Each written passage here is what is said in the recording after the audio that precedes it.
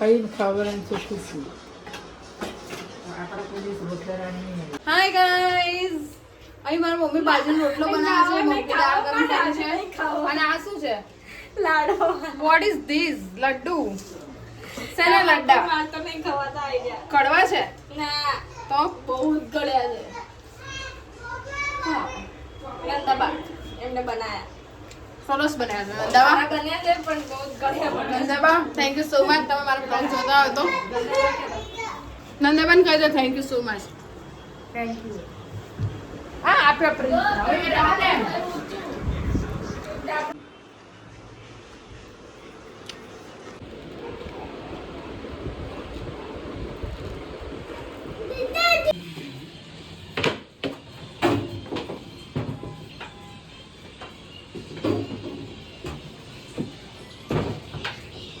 પડશે બધું ઘંટીને બધું નીચે.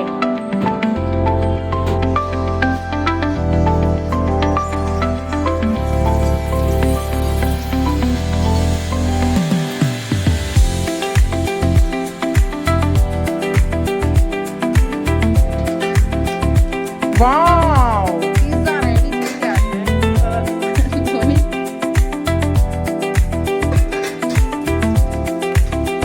અહીંયા અમારા માટે પિઝા રેડી થઈ ગયા છે.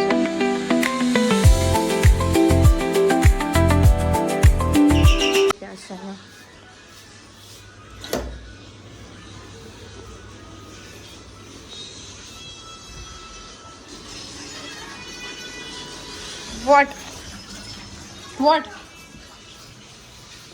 નહીં થાય? ચલ આલે લૂછું ધોઈ લે. લો મારો બ્લોગિંગ ચાલુ છે. ધોઈ તો લે.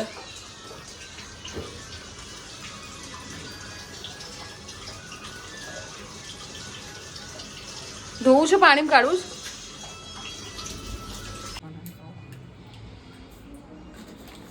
છે. મને લાગે ચીઝ થશે નહીં. કઈ નહીં મંગાવી દઈશું, ટેન્શન ના કો. પહોંચવા આવે નહીં તો ભડકે એમ.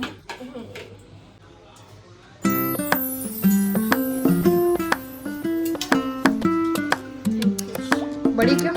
ના ના એટલું વેટ કાણાવાળી ડીશમાં લઈ લો નહીં તો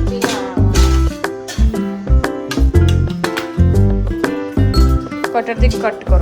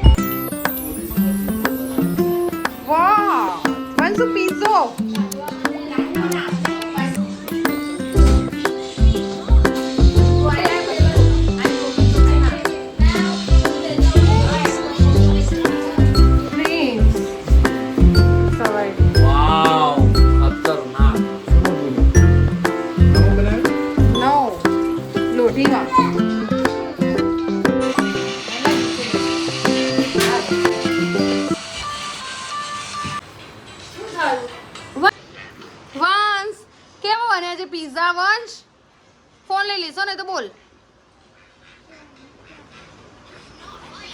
માય પ્રિન્સ ઓવન સરખું કરે છે. એટલે થઈ ગયું તું યાર. સ્ટાર્ટ થઈ ગયું તું. ખબર નહીં આજે ઓવનને કંઈ પ્રોબ્લેમ આવ્યો છે.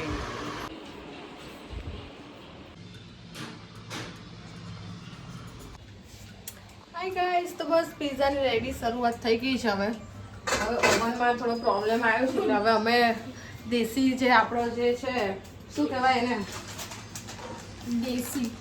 દેશી તડકા જે બી હોય લોઢીમાં આપણે મસ્ત નોનસ્ટિકની લોઢીમાં મૂકીને હવે એને થવા દઈશું પિઝાને. તમે જોઈ શકો છો પિઝા સૌથી ગરાયન બનાવો શું કહેતા હતા પ્રેમ મસ્ત છે એકદમ બિસ્કિટ જેવો પિઝા હા મજા થેન્ક યુ ધરી પિઝા બહુ સરસ બન્યા છે હજુ હવે અમે ખાઈશું કે ફર્સ્ટ પિઝા વંશુ માટે સ્ટાર્ટ થઈ ગયો છે પિઝા બનવાનો